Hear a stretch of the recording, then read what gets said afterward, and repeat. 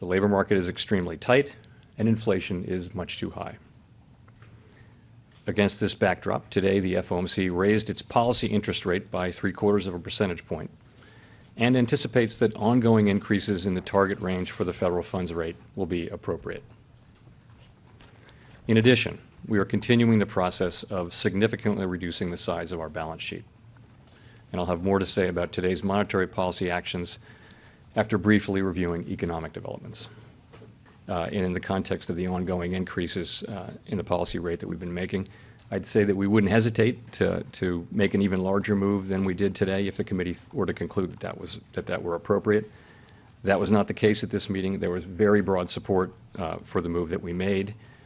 You mentioned the June meeting. We had said many times that we were prepared to move more aggressively if inflation continued to disappoint. And that's why we did move to a more aggressive pace at the June meeting, as we said we would do. At this meeting, we continued at that more aggressive pace as inflation has continued to disappoint in the form of the June CPI reading.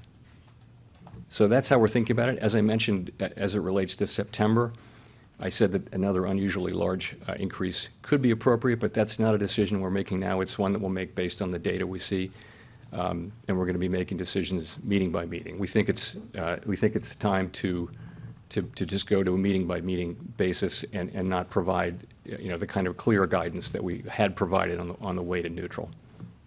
I do not think the U.S. is currently in a recession.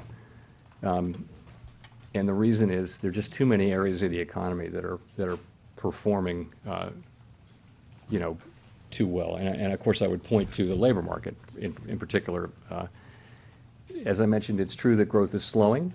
And for reasons that we understand, really the growth was extraordinarily high last year, 5.5%.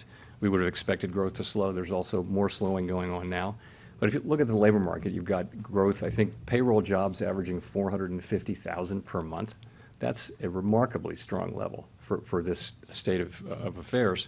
The unemployment rate at near a 50-year low at 3.6%. All of the wage measures that we track are running very strong. So this is a very strong labor market.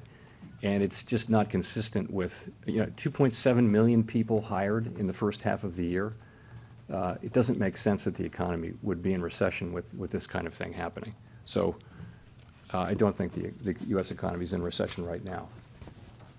As I mentioned, we're going to be looking at all of those things: activity, labor market, inflation, and we're going to be thinking about our policy stance and where does it really need to be.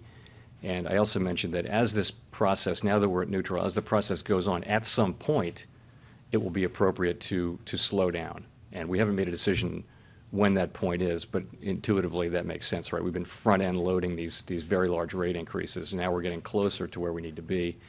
So that's how we're thinking about it. And in terms of September, we're going to watch the data and the evolving outlook very carefully, and factor in everything and make a decision in September about what to do. And I'm not really going to provide any specific guidance about what that might be.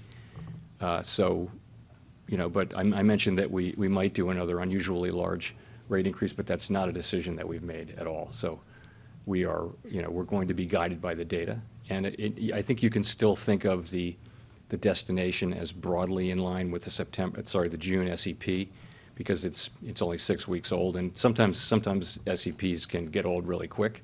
I think in this one I would say is probably the best guide we have as to where the committee thinks it needs to get at the end of the year and then into next year. So I would point you to that.